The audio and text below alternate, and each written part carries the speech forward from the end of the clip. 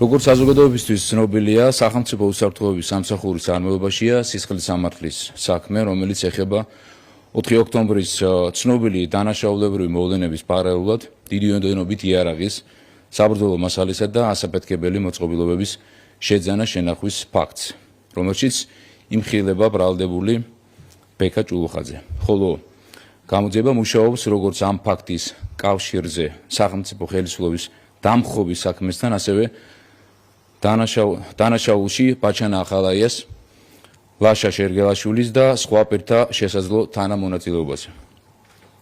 საქმეზე ჩატარებულია მრავალი საგამოძიებო მოქმედება, მათ შორის ჩვენ შევძველით უტყუარობის მაღალი სტანდარტით, წუთებისა და წამების სიზუსტით, ინტერნეტ ტრაფიკის მაიდენტიფიცირებელი მონაცემებით დაგვიდგინა ორ პირს შორის მობილური ტელეფონების ინტერნეტ აპლიკაციების მეშვეობით შემდგარი სატელეფონო ინტერნეტ კავშირი. მოსამართლის განჩინების საფუძველზე ამოღებული ინფორმაციის სპეციალისტების მიერ დამუშავების შედეგად დადგინდა, რომ 4 ოქტომბრის დანაშაულებრივი მოვლენების დროს აღნიშნულ მოვლენებს ინტერნეტ აპლიკაციების მეშვეობით ხელმძღვანელობდა და საქართველოში მისი მთავარი ორგანიზატორი იყო ბაჩანა ახალაია.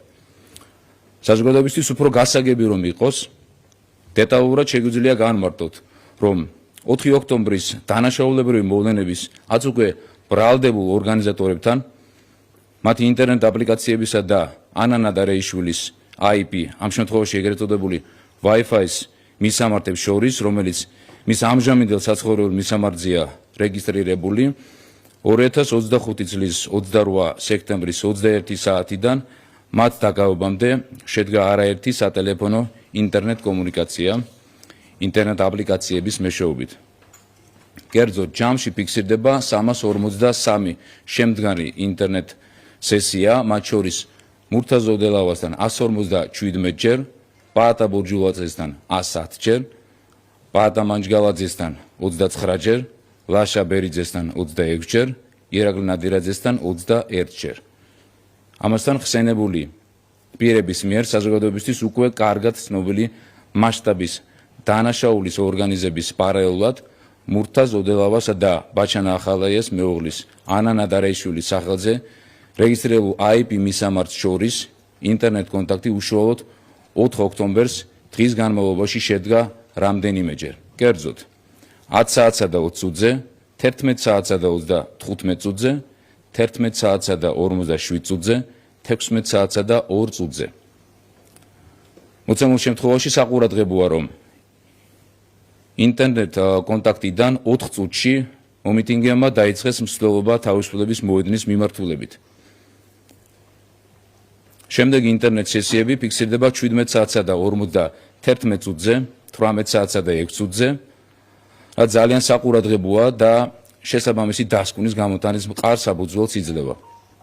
4 ოქტომბერს ბოლო კავშირი მურთაზ ოდელავას ანა ნადარეიშვილის სახელზე რეგისტრირებულ IP მისამართზე განხორციელებული აქვს მისი და პაატა ბურჯულაძის ძალადობრივი მოწოდებებით გამოსვლამდე 9 წუთით ადრე, 18 საათზე, 44 წუთსა და 11 წამზე. იმავე დღეს ფიქსირდება პაატა ბურჯულაძის ორი სატელეფონო ინტერნეტ კონტაქტი ანა ნადარეიშვილზე რეგისტრირებულ IP მისამართზე. პირველი 9 საათსა და 21 წუთზე, მეორე 17 საათსა და 14 წუთზე. რაც შეეხება ლაშა ბერიძეს.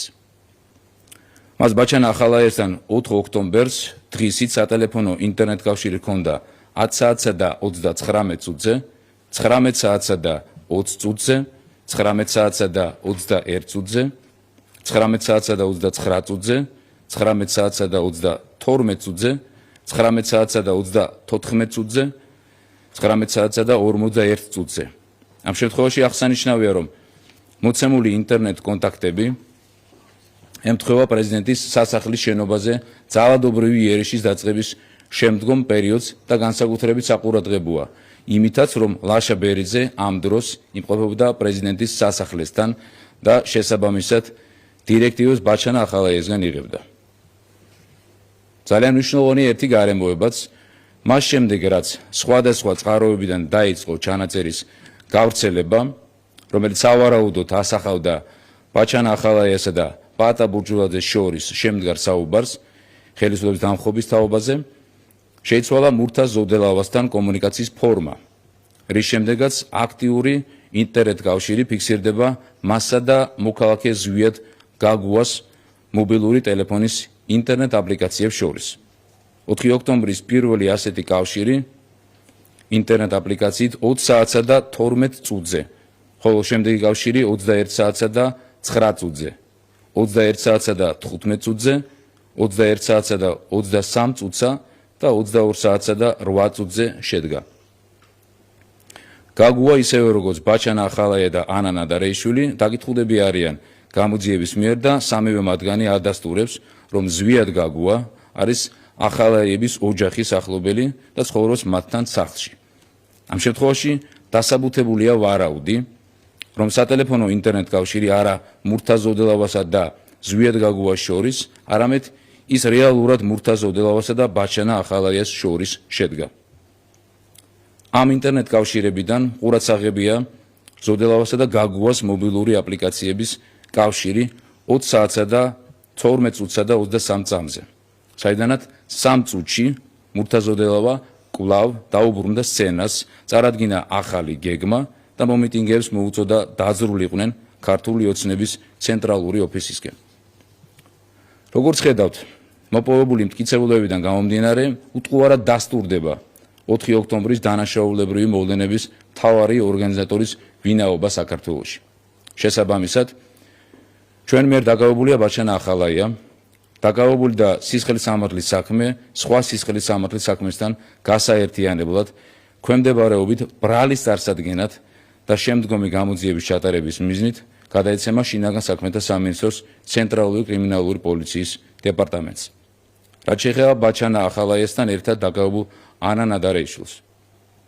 მიღებულია გადაწყვეტილება მისი დაკავებიდან გათავისუფლების შესახებ და გამოძიება მომავალში არსებული თუ სხვა ახალი მტკიცებულებების საფუძველზე იმსჯელებს იღებდა თუ არა რაიმე ფორმით ისიც მონაწილეობას მის მეუღლესთან ერთად ჩადენილ დანაშაულში. ანა ნადარეიშვილის მიმართ აღნიშნული გადაწყვეტილება მიღებულია იმის მიუხედავად, რომ ბაჩანა ახალაიამ საერთოდ უარი განაცხადა ყველანაირი ჩვენების მიცემაზე, მათ შორის მას ჰქონდა შესაძლებლობა ეპასუხა კითხვაზე, მხოლოდ ის კონტაქტობდა დანაშაულის სხვა ორგანიზატორებთან, თუ ამაში ჩართული იყო მისი მეუღლე ანა ნადარეიშვილიც, რითაც თავადაც არ გამორიცხა დანაშაულის ჩადენაში მისი მეუღლის თანამონაწილეობა.